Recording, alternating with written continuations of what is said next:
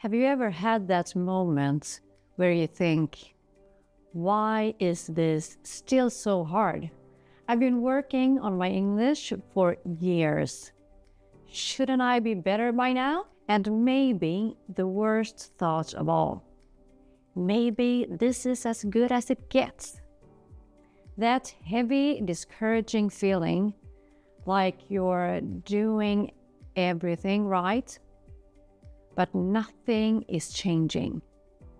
If you've ever felt like that, please stay with me, because what feels like failure is often progress in disguise. Hi, I'm Karin. I'm a communication strategist from Sweden, and I work with confident English for international professionals. And I want to be honest with you. There were long periods where I truly believed I wasn't improving at all. I understood more, I worked harder, but I focused only on what wasn't working. It took me a long time to see that I was progressing. Just not in the dramatic, confident way I expected. Let me show you what that looked like. Sign number 1. You notice everything, and it drives you crazy. This is usually the first sign, and the most frustrating one.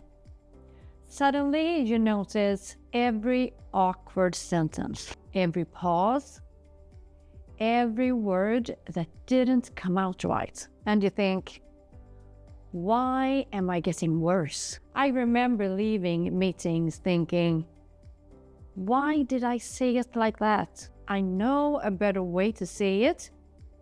Too late. But here's the truth. Earlier, I didn't hear those things. I wasn't aware enough yet. Noticing your mistakes doesn't mean you're failing. It means your ear is sharper.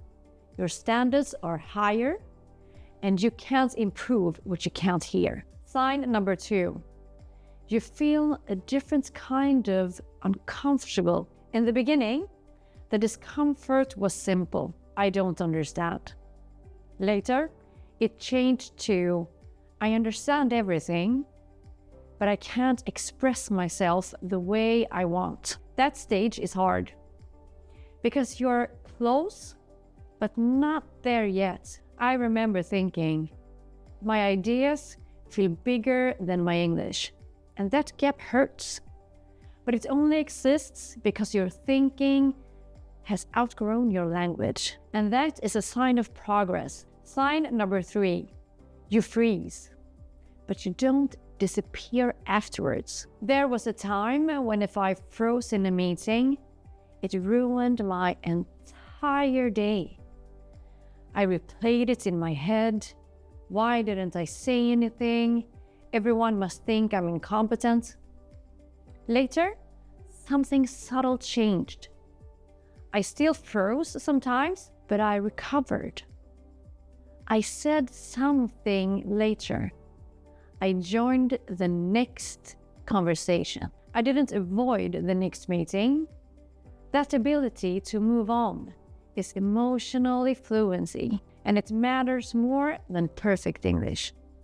Sign number 4, you start talking sooner, even if it's messy. For a long time, I didn't stay quiet because I had nothing to say.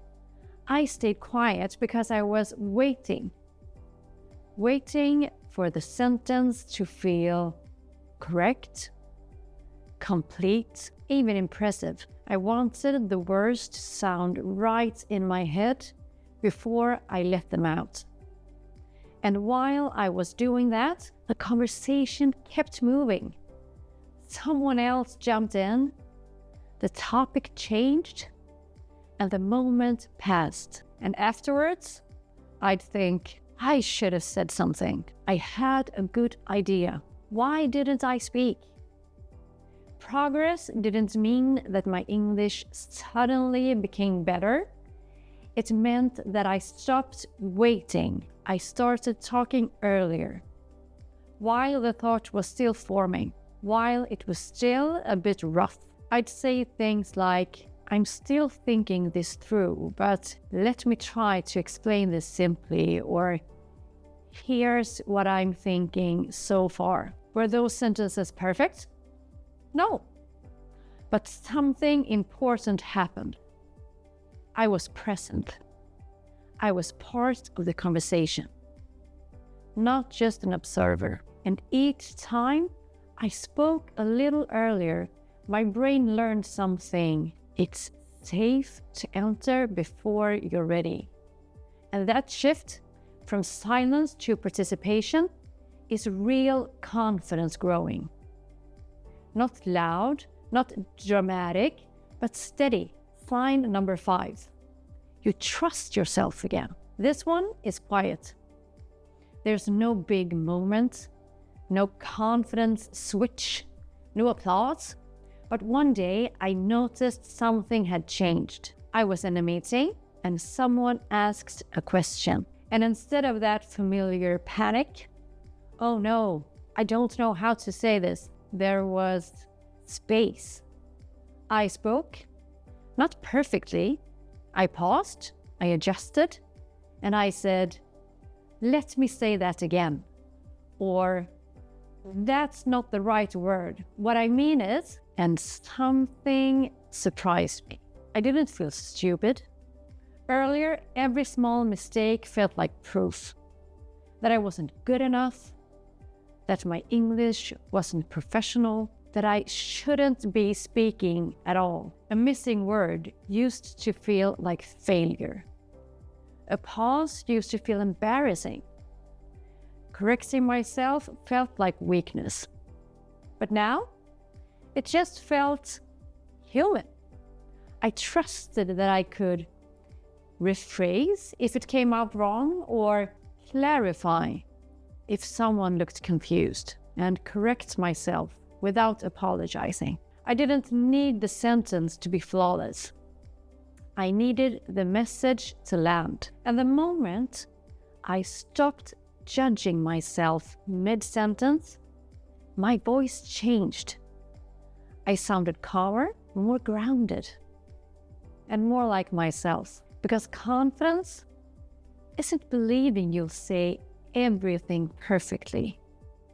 It's trusting that whatever happens, you can handle it. And when that trust appears, even quietly, your voice follows. If you're in a phase where it feels slow, it feels frustrating, or it feels emotional, that doesn't mean you're stuck.